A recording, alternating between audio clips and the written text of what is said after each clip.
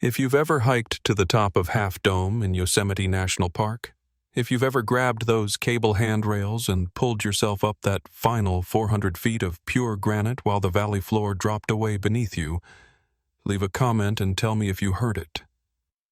The voice. The one that sounds exactly like someone you know, calling your name from somewhere you can't quite locate. Most people think it's the wind.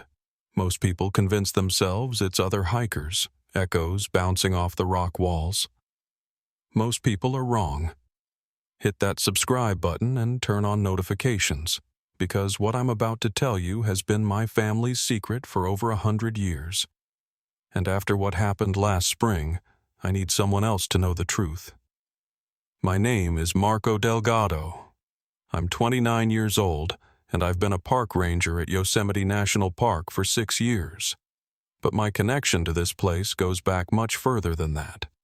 My great-grandfather, Alejandro Delgado, came to Yosemite in 1914 as part of a crew building the original trail system.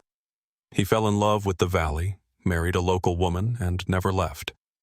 His son, my grandfather Esteban, became one of the first Hispanic rangers in the National Park Service in 1952. My father, Roberto, followed in 1978. And now me. 4 generations of Delgados have walked these trails, climbed these granite walls, and kept the secret that no official park document will ever contain. The secret of Half Dome, the secret of what lives inside the rock itself. Yosemite covers over 750,000 acres of the Sierra Nevada mountains in central California. Most visitors stick to Yosemite Valley, that 7-mile stretch of meadows and waterfalls that looks like something out of a dream. El Capitan rises 3,000 feet straight up on one side. Bridal Veil Fall cascades 620 feet on the other. And at the eastern end of the valley, dominating the skyline like a granite sentinel, stands Half Dome. 8,839 feet above sea level, nearly 5,000 feet above the valley floor. One of the most iconic rock formations on Earth. Every year, over 1,000 people make the 14-mile round-trip hike to the summit of Half Dome. They start before dawn, headlamps cutting through the darkness of the mist trail, climbing past Vernal Fall and Nevada Fall while the sun slowly rises over the Sierra Nevada. By mid-morning, they've reached Little Yosemite Valley. By noon, they're starting up the subdome. And by early afternoon, they're facing the final challenge, the cables. The last 400 feet are almost vertical, a 45-degree slope of smooth granite that would be impossible to climb without the cable system installed in 1919. 2 steel cables, held up by metal poles driven into the rock, with wooden crossbars every few feet for footing. Hikers grab the cables, plant their feet on the crossbars, and pull themselves up hand over hand while trying not to look down at the 4,000-foot drop beneath them. On busy summer weekends, you can wait 2 hours just to get on the cables, standing in line while the sun beats down and the wind whips across the exposed rock. Most of them make it. They take their photos at the summit, post them on Instagram, and hike back down feeling accomplished. They brag to their friends about conquering Half Dome, about facing their fear of heights, about pushing their bodies to the limit. They never know how close they came. They never hear what I hear. They never see what I've seen. And that's exactly how it's supposed to be. That's what my family has spent 4 generations ensuring. Because Half Dome isn't just a rock formation, it's a prison. And something inside it has been trying to escape for longer than humans have existed. My great-grandfather was the first Delgado to learn the truth. According to the journal he started in 1916, the same leather-bound book that now sits in my cabin, passed down through 4 generations. He was working on the original cable installation when it happened. A worker named Thomas Brennan was near the summit, drilling anchor points for the cables, when he suddenly stopped working and cocked his head like he was listening to something. He heard his mother calling him, my great-grandfather wrote. Clear as day, he said, her voice calling his name from somewhere below, But his mother had been dead for 3 years. We all knew that. Brennan knew that. But the look in his eyes, he believed it was her. He was certain. He dropped his tools and started walking toward the edge of the cliff. Just walking, like he was going to meet her. Like there were stairs there instead of a 4,000-foot drop. 2 other workers grabbed Brennan before he could step off the edge. He fought them, screamed that his mother was waiting, that he could hear her calling, that he had to go to her.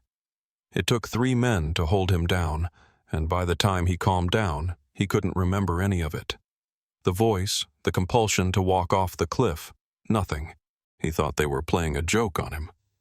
That was the first incident. It wasn't the last. Over the following weeks, as the cable installation continued, more workers reported hearing voices. Always someone they knew. Always someone who was dead or far away. Always calling from a direction that would lead them off the cliff or into crevices in the granite that seemed to go deeper than they should. My great-grandfather started keeping track. By the time the cables were finished, there had been 17 incidents. 3 workers had quit, refusing to ever return to Half Dome. And one, a young man named Patrick Sullivan, had successfully walked off the edge while his crew was distracted. They never found his body. Alejandro Delgado was a practical man, a Catholic who went to Mass every Sunday and didn't believe in ghosts or demons or anything that couldn't be explained by God's creation. He'd grown up in a small village in Mexico where people told stories about La Llorona and El Chupacabra, and he'd always dismissed those stories as superstition born from ignorance. He was an educated man, a modern man. He believed in science and progress and the American dream. But he also couldn't deny what he'd witnessed on Half Dome, the voices that called workers by name, the compulsion that drove Patrick Sullivan to walk off a cliff without hesitation, the 17 incidents in just a few months of construction. So he did what practical men do when faced with the inexplicable. He started gathering information. He talked to the Miwok people who had lived in Yosemite Valley for thousands of years before white settlers arrived. The Ahwahneechee band of southern Sierra Miwok had been forcibly removed from the valley in the 1850s, but some elders still lived in the surrounding areas, and they remembered the old stories. He talked to old miners who had prospected in the Sierra Nevada since the gold rush, men who'd seen strange things in the mountains and learned not to talk about them. He talked to anyone who might know something about Half Dome and its strange properties. What he learned became the foundation of everything my family has done since. The Miwok called Half Dome Tissaak, and they had a legend about it. A woman named Tissaak and her husband came to the valley long ago. They quarreled, and in her anger, she began to run away. The gods turned them both to stone. The husband became North Dome, and Tissaak became Half Dome. But the Miwok elders told my great-grandfather something that wasn't in the tourist-friendly version of the legend. They said Tissaak wasn't alone when she was turned to stone. Something else was with her, something she was running from, and that something was imprisoned inside the granite along with her. "It calls with the voices of the dead," one elder told Alejandro. "It learns the voices of those who have passed on, and it uses them to lure the living into the stone. It is hungry. It has always been hungry, and the only thing keeping it contained is the integrity of the rock itself." My great-grandfather asked what would happen if the rock was breached, if someone drilled too deep, blasted with dynamite, created a crack that went all the way to whatever chamber the thing was trapped in. The elder didn't answer with words. He just looked at Alejandro with eyes that held centuries of inherited fear, and slowly shook his head. That was when my great-grandfather established the rules. 5 rules that have been passed down through 4 generations of Delgados. Rules that I memorized before I ever put on a ranger uniform. Rule number 1. No drilling, blasting, or excavation is permitted on Half Dome beyond surface-level maintenance. Any requests for geological research involving penetration of the granite must be denied, regardless of scientific merit. Rule number 2. If a hiker reports hearing voices on or near Half Dome, especially voices of deceased loved ones, they must be escorted down immediately. Document the incident as altitude-related auditory hallucination and ensure they never hike Half Dome again. Rule number 3. The cables must remain in place from May through October. During the off-season, when the cables are down, no one is permitted on the subdome after sunset. No exceptions. Rule number 4. If you hear a voice calling your name on Half Dome, any voice, even one you recognize, do not answer. Do not follow. Do not investigate. Acknowledge nothing and continue moving. Rule number 5. Once per year, on the winter solstice, a Delgado must climb to the summit alone and perform the ritual Alejandro learned from the Miwok elders. This duty cannot be delegated. This duty cannot be refused. The ritual is the price we pay for containment. The ritual is the conversation that keeps the prison sealed. My father taught me the rules when I was 18, sitting in this same cabin on the night before I left for college. He made me memorize them, made me recite them back until I could say them in my sleep.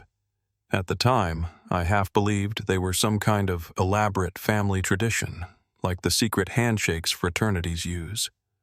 A bonding ritual that connected me to my grandfather and great-grandfather, a way of feeling part of something larger than myself. Then I heard the voices myself. I was 23, newly hired as a ranger, still learning the trails and protocols. I was hiking to the top of Half Dome with a group of tourists when it happened. My grandmother's voice, clear as day, calling my name from somewhere above us. "Marco," she said. "Mijo, come here. I need to show you something." My grandmother had been dead for 2 years. Breast cancer. I'd held her hand in the hospice when she took her last breath, but that voice, that was her voice. Not an approximation, not a cheap imitation. Her exact voice, with the accent she'd never lost even after 50 years in California, with the endearment she'd always used for me. I took 3 steps toward the edge of the trail before one of the tourists grabbed my arm and asked if I was okay. That was when I knew the rules weren't tradition.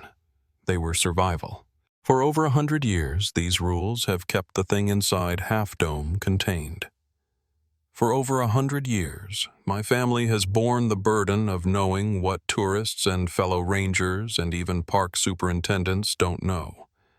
We've filed false reports, blocked research permits, and performed rituals that would get us fired or institutionalized if anyone ever found out. But last spring, someone almost unraveled everything we'd built. A woman named Dr. Sarah Chen. And before I tell you what she did, you need to understand that she wasn't evil. She wasn't reckless or arrogant or any of the things that usually get people killed in places like this. She was brilliant, dedicated, and absolutely certain that science could explain anything. That certainty almost ended the world. Dr. Sarah Chen was a geologist from Stanford, specializing in the formation of granite batholiths, the massive underground chambers of molten rock that eventually cool and rise to become mountains like the Sierra Nevada. She'd published dozens of papers, won multiple awards, and had a reputation for being relentless in pursuit of answers. When she arrived at Yosemite in April with a research permit approved by the Park Service, I knew we had a problem. Her permit authorized non-invasive geological surveys of several formations in the park, including Half Dome. Non-invasive sounded safe. It wasn't. I met her at the ranger station on her first day. She was maybe 40, with sharp eyes behind wire-rimmed glasses and the kind of intense energy that made you feel like you were wasting her time even when she was asking for your help. She spread maps across my desk, showing me the survey points she'd selected. "We'll be using ground-penetrating radar and seismic imaging," she explained. "Completely non-invasive. The equipment sends sound waves into the rock and analyzes the echoes. It's the same technology we use to find underground water sources and buried archaeological sites. No drilling, no excavation, no impact on the environment whatsoever. "What are you looking for?" I asked, trying to keep my voice casual. "Anomalies." She pulled up images on her laptop, cross-sections of other granite formations she'd studied. Half Dome has always been a geological mystery. The standard explanation for its shape is exfoliation, layers of rock peeling away over millions of years like an onion. But the math doesn't work. The rate of exfoliation we can measure doesn't account for the dome's current shape. Something else is happening inside that rock. My blood ran cold. What kind of something else? That's what I intend to find out. She smiled, the smile of someone who had no idea what they were walking into. Initial surveys from satellite data suggest there might be a void inside Half Dome, a hollow space. If that's true, it would revolutionize our understanding of granite formation. A hollow space, a chamber, the prison that the Miwok elders had warned my great-grandfather about over a century ago. "I'm sorry, Dr. Chen, but I can't authorize surveys on Half Dome." Her smile faded. "Excuse me? My permit clearly includes Half Dome. I have authorization from the Park Service Regional Office. The permit authorizes surveys at my discretion as the supervising ranger, and I'm exercising that discretion. Half Dome is off limits." "On what grounds?" I'd prepared for this question. My father had prepared me years ago, just as his father had prepared him. "Safety concerns. The subdome is unstable this time of year. We've had rockfall incidents. I can't guarantee your equipment or your team would be safe." "I've reviewed the geological stability reports. Half Dome is one of the most stable formations in the park. Reports can be incomplete." Dr. Chen stared at me for a long moment. I could see her calculating, trying to figure out what I was hiding and how to get around it. "Ranger Delgado, I've been doing this work for 20 years. I've never had a park ranger obstruct a permitted research project without a valid reason. If you have concerns, file them with the regional office. Otherwise, I'll be proceeding with my survey as scheduled." She gathered her materials and left. I immediately called my father, who had retired to Fresno 5 years ago, but still kept tabs on everything happening at Half Dome. "Ground-penetrating radar," I told him. "Seismic imaging. She wants to map the inside of the dome." A long silence on the other end of the line. Then, "She'll see it. If there really is a void in there, she'll see it on her instruments. And then she'll want to know what's inside." "What do I do?" "Whatever you have to. That thing has been contained for thousands of years, Marco. Thousands. If she breaches the chamber, if she gives it even a crack to escape through..." He trailed off. We both knew what the Miwok elders had implied. We didn't need to say it out loud. "I'll stop her," I said. "I don't know how yet, but I'll stop her." For the next 2 weeks, I did everything I could to obstruct Dr. Chen's research through official channels. I filed safety concerns with the regional office. I requested environmental impact assessments. I cited obscure regulations about noise pollution from seismic equipment disturbing wildlife. Every delay tactic in the bureaucratic playbook. None of it worked. Dr. Chen had connections I didn't. Friends in the Park Service, colleagues who vouched for her work, a reputation that made my objections look petty and obstructionist. By the end of April, she had approval to proceed with her half-dome survey. The regional superintendent called me personally to tell me to stop interfering. "I don't know what your problem is with this research, Delgado," he said, "but it ends now. Dr. Chen's work is valuable. Her methods are completely non-invasive, and you're making this office look unprofessional. One more complaint from her, and I'll have you transferred to Death Valley. Understand?" I understood. I was out of official options, but I wasn't out of options entirely. My cousin Elena worked as a technician at Dr. Chen's field camp. She wasn't a Delgado by name. Her mother was my father's sister, Maria, who'd married a man named Ortega from Mariposa. But she knew the family secret. All the extended family knew, even if they didn't all believe it. Elena believed. She'd grown up hearing the stories, and unlike some of our cousins who dismissed them as old-world superstition, she'd seen enough in her 25 years working in Yosemite to know better. I asked her to keep me informed about the research progress. "She's obsessed, Marco," Elena told me after the first week of surveys. We were meeting in secret at the village store, talking in low voices so we wouldn't be overheard. "The initial data is showing something weird. There's definitely a void in there, a big one, maybe 50 meters across, and the acoustic signature is strange. It's not behaving like empty space should behave." "What do you mean?" "I mean the sound waves are being absorbed instead of reflected. When you send sound into an empty chamber, it bounces back. That's how sonar works. That's how their equipment works. But the waves they're sending into Half Dome are going in and not coming back out.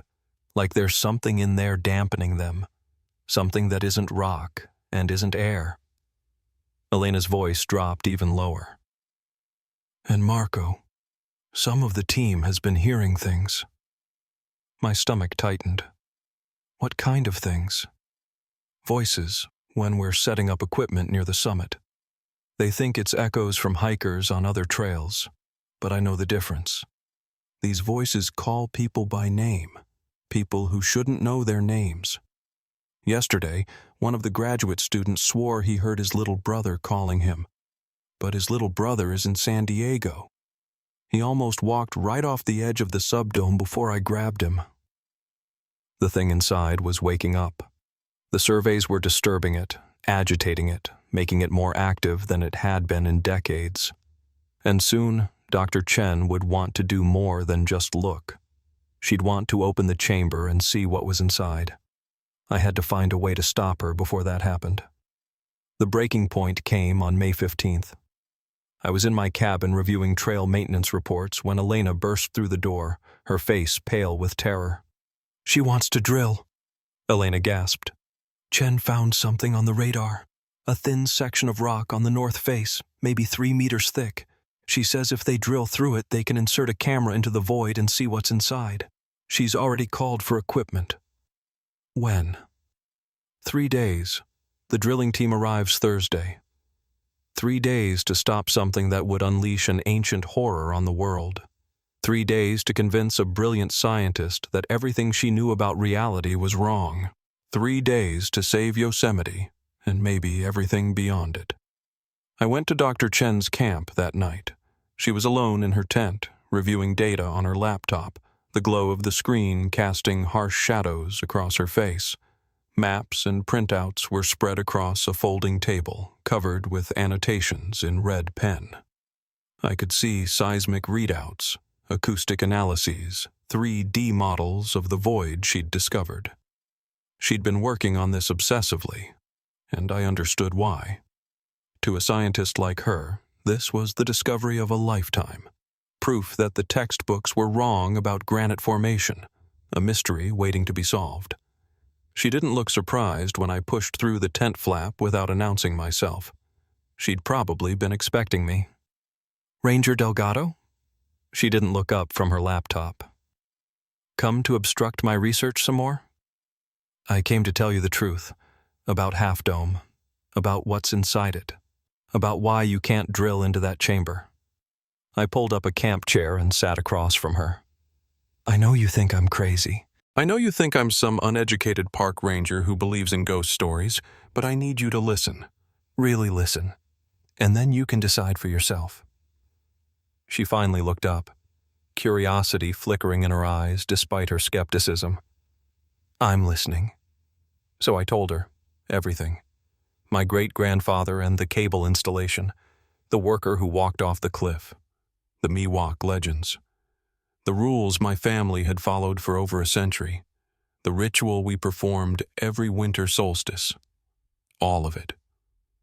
When I finished, Dr. Chen was silent for a long moment. Then she laughed, not cruelly, almost sympathetically. "Ranger Delgado, I appreciate you sharing your family's folklore. It's actually quite fascinating from an anthropological perspective, but you must understand that I can't let local legends stop legitimate scientific research. They're not legends. I've heard the voices myself. I've seen what happens to people who listen to them. Auditory hallucinations caused by altitude, exhaustion, and the power of suggestion, very common in high-altitude environments. She turned back to her laptop. I'm sorry, but the drilling proceeds as scheduled. If you try to interfere, I'll have you removed from the park entirely. Dr. Chen, please. My family has protected this place for 4 generations. We've given our lives to keeping that thing contained. If you breach the chamber, then I'll finally have proof of what's causing the acoustic anomalies we've detected, which is almost certainly a unique crystalline structure or trapped gas pocket, not some supernatural entity from Native American mythology. She pointed to the tent flap. Good night, Ranger Delgado. I left. There was nothing more I could say to convince her. Science was her religion, and she couldn't conceive of anything that science couldn't explain, but I still had one option left, an option I'd hoped I'd never have to use. I went to Half Dome that night, alone. Without the cables that were still down for the season, the climb to the summit was treacherous, hand over hand on bare granite, finding holds by moonlight, trusting decades of experience to keep me from falling. The rock was cold beneath my fingers, still holding the chill of the spring night. Several times I nearly slipped, my boots scraping against smooth stone, my heart hammering as I caught myself at the last second. But I kept climbing. I had to. The moon was nearly full, casting silver light across the granite dome, making it glow like something otherworldly. I could see the valley floor far below, the Merced River winding through the meadows like a ribbon of liquid shadow. Beautiful. Peaceful. So different from what waited at the summit. By the time I reached the top, my hands were bleeding and my muscles were screaming. I'd made the climb hundreds of times, but never at night, never without equipment, never with so much at stake. I collapsed on the granite near the summit cairn, gasping for breath, letting the cold rock press against my back while I stared up at the stars. But I wasn't there to rest. I was there to negotiate. The ritual my great-grandfather learned from the Miwok elders wasn't just about containment, it was about communication. Once per year, on the winter solstice, the keeper could speak with the thing inside the rock, could hear its demands, could renew the bargain that kept it imprisoned. It wasn't the solstice. I was breaking protocol, breaking tradition, breaking every rule my family had established. But desperate times required desperate measures. I built the ritual fire near the summit cairn, using the sacred herbs my father had given me when I became keeper. I spoke the words that Alejandro had phonetically transcribed from the Miwok elders' chant. And I waited. The voice came from everywhere and nowhere. Not a single voice, a chorus of them, overlapping, interweaving, speaking in unison with different tones and timbres. I recognized some of them. Patrick Sullivan, who had walked off the cliff in 1919. Hikers who had disappeared over the decades, whose bodies were never found. And others, voices speaking languages I didn't understand. Voices that might have been calling to the Miwok and their ancestors for thousands of years before my family ever arrived. Delgado, the voices said, you come before the time. Why? Someone is going to breach your prison, I said, fighting to keep my voice steady. In 3 days. They're going to drill through the rock and open the chamber. I can't stop them through normal means. I need your help. A long silence. The wind died. The fire flickered, and then the voices laughed, a sound that made my bones ache and my vision blur. Why would we help you prevent our escape? Because if you escape through violence, through chaos, you'll be hunted. The modern world has weapons you can't imagine. But if you work with me, if you help me stop this scientist, maybe we can find another way. A way that doesn't end with you being destroyed and thousands of people dying. Another silence. I could feel something probing at my mind, testing my sincerity, my resolve, my fear. I let it see everything. I had nothing left to hide. You are different from the others, the voices said finally. Your bloodline has kept faith for many turnings of the world. We will give you a chance. One chance. Bring the woman who seeks to open our prison to the summit. Let her hear us. Let her see what she cannot explain. Then she will choose. Choose what? To believe or to doom herself and everyone she loves. That is always the choice, Delgado. That has always been the choice. The fire died. The voices faded. And I was alone on the summit of Half Dome, shaking with cold and terror and something that might have been hope. Convincing Dr. Chen to climb Half Dome with me wasn't easy. She thought it was another delay tactic, another attempt to obstruct her research. But I played to her curiosity, told her I could show her something at the summit that would explain the acoustic anomalies, something her instruments couldn't detect. One climb, I said. Tonight, just you and me. If you're not convinced by what you see, I'll stop fighting. I'll help you with the drilling myself. She agreed. Maybe she wanted to prove me wrong once and for all. Maybe some part of her, the part that had become a scientist because she wanted to understand mysteries, couldn't resist the offer. Whatever her reasons, we started up the trail at sunset. The climb was brutal without the cables. Dr. Chen was in good shape, but she wasn't a climber. I had to help her up the steepest sections, show her where to place her hands and feet, catch her when she slipped. By the time we reached the summit, it was full dark, and she was exhausted. "All right, Delgado," she panted, sitting on the granite near the summit cairn. "What am I supposed to see up here that's so important?" Not see. Hear. I didn't build a fire this time. I didn't need to. The thing inside had promised to show itself, and I trusted it to keep that promise. Not because it was trustworthy. I harbored no illusions about that. But because it wanted this. It wanted a witness. It wanted Dr. Chen to understand what she was dealing with. For a long moment, nothing happened. Dr. Chen started to speak, probably to tell me I was wasting her time. Then the voices began. They came from the rock itself, rising through the granite like sound through water. First one voice, then another, then dozens, overlapping and interweaving. Some spoke English. Some spoke languages I'd never heard. And some just screamed. Dr. Chen's face went white. She scrambled to her feet, spinning around, trying to locate the source of the sounds. What is this? Some kind of speaker system? A recording?" "Listen," I said. "Really listen." The voices changed, focused, and then I heard a voice I didn't recognize. An older woman's voice, speaking Mandarin. Dr. Chen froze. "That's..." Her voice cracked. "That's my grandmother. She died when I was 12. How do you..." "I don't. It knows. It learns the voices of the dead. It uses them to call to the living." The voice spoke again, Dr. Chen's grandmother, saying something I couldn't understand. But Chen understood. Tears were streaming down her face. "She's telling me to come to her. She says she's waiting inside the rock. She says she's been waiting so long."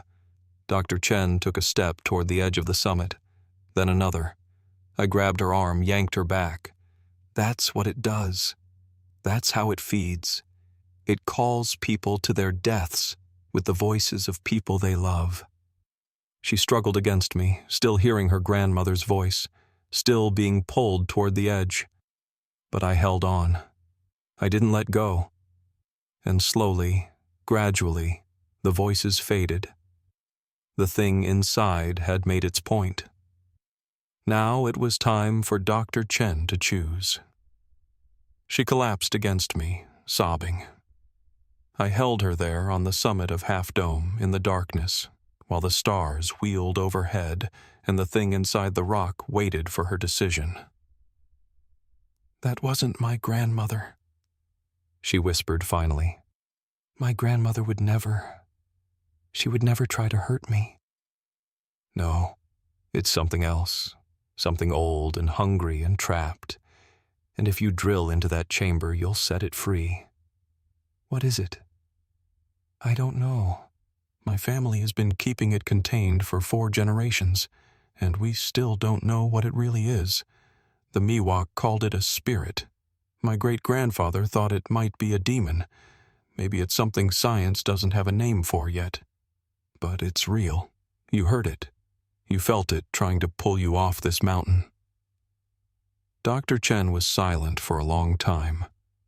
The scientist in her was at war with what she'd just experienced.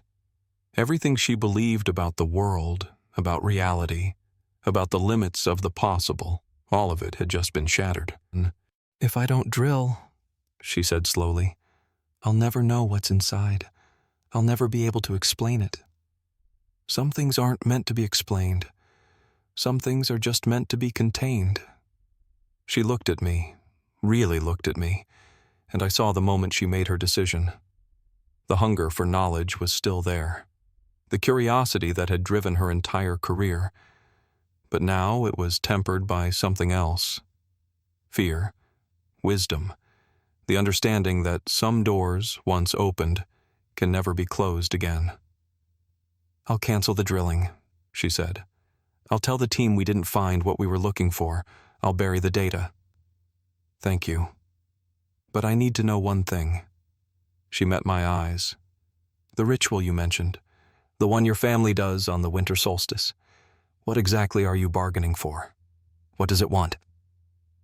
I thought about lying. I thought about giving her a simple answer that would let her sleep at night. But she'd earned the truth. She'd chosen to protect the world even though it meant abandoning her life's work. "Time," I said. "It wants to be free. It's been trapped in there for thousands of years, maybe longer. The ritual, it's not really containment. It's a delay, a postponement. Every year, we ask it to wait a little longer. Every year, it agrees. But someday," I trailed off. "Someday it won't agree anymore. Someday, maybe 100 years from now, maybe 1,000, maybe tomorrow." I looked out at the darkness beyond the summit, at the valley floor so far below, at the world that had no idea what slept inside one of its most beautiful mountains. All we can do is keep asking, keep performing the ritual, keep hoping that someday doesn't come in our lifetime. We climbed down in silence. The descent was even harder than the climb, harder because we were exhausted, harder because Dr. Chen was still shaking from what she'd experienced, harder because we both knew that everything had changed. By the time we reached the valley floor, dawn was breaking over the eastern rim, painting the granite walls in shades of gold and rose. It was beautiful. It was always beautiful. That was the cruelty of it, that something so terrible could live inside something so magnificent. Dr. Chen left Yosemite 3 days later. She told her team that the preliminary data had been inconclusive, that further research wasn't warranted, that the anomalies could be explained by conventional geology. Her colleagues were disappointed but not suspicious. Failed research projects happened all the time. Not every mystery had a discoverable answer. Her research paper, when it was eventually published, made no mention of the void inside Half Dome. The acoustic anomalies were attributed to unique mineral formations, a perfectly reasonable explanation that any peer reviewer would accept. The drilling equipment was sent back unused. The permits were allowed to expire, and the thing inside Half Dome remained a secret. That was a year ago. Dr. Chen emails me sometimes. Just checking in, she says, making sure the ritual is still being performed, making sure someday hasn't arrived yet. She's one of the few outsiders who knows the truth, and I think the knowledge weighs on her the same way it weighs on me. We're both guardians now, in our own ways. Both keepers of a secret that the world can never know. I still walk the trails of Yosemite. Every morning, I wake up before dawn in my cabin near Curry Village, put on my uniform, and head out to do the job my family has done for 4 generations. I check the trails for damage. I help lost hikers find their way. I rescue tourists who've gotten in over their heads. And I watch Half Dome, always watching, always listening for signs that the thing inside is growing restless. I still check the cables on Half Dome every spring, inspecting each pole and crossbar, making sure the system that brings thousands of people within reach of the summit and within reach of the voice is safe enough to use, but not so safe that people forget to be afraid. Fear is good. Fear keeps people alert. Fear might save someone's life if they hear a voice they shouldn't answer. I still perform the winter solstice ritual, alone on the summit, bargaining for another year of peace. The climb in winter is dangerous. Ice on the granite, snow covering the holds, wind chill that can kill you in minutes. But I make it every year. I light the sacred fire. I speak the words my great-grandfather transcribed, and I listen to the chorus of voices offering me everything I've ever wanted if I'll just let them out. I never answer. I never will. And sometimes, when the wind is right and the tourists have all gone home and the valley is quiet in that deep mountain way, I can hear it whispering inside the rock, waiting, patient, hungry. It knows my name now. It knows my face. It's been studying me for 6 years, learning everything about me, preparing for the day when it finally finds the right voice to call me with. I don't know whose voice it will use. My grandmother, who died when I was 10. My college roommate, who was killed in a car accident. My father, if he dies before I do. Someone I love, someone I trust. Someone whose call I would naturally want to answer. But I won't answer. I can't. Because I'm the keeper now. The 4th generation. And someday, hopefully not for a very long time, I'll pass the journal to the next Delgado, and they'll take up the burden, and the secret will continue. If you ever hike to the top of Half Dome, enjoy the view. Take your photos.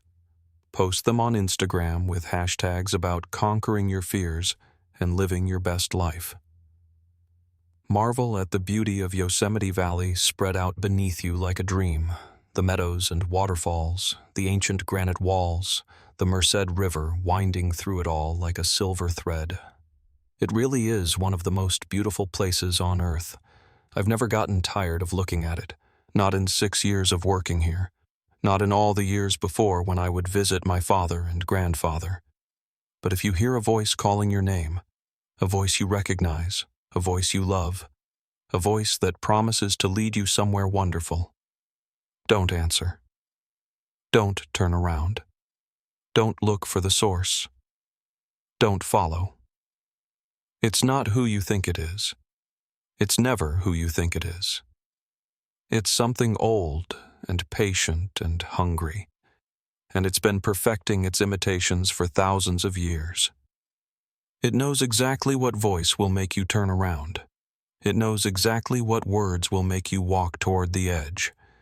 It knows you better than you know yourself, because it's been watching humans since before we had language to describe fear.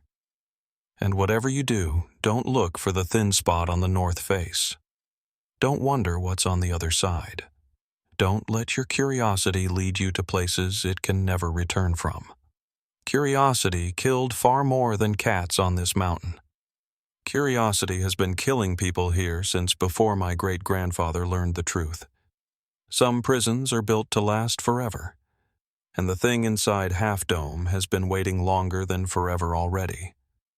It can wait a little longer, as long as people like me keep asking.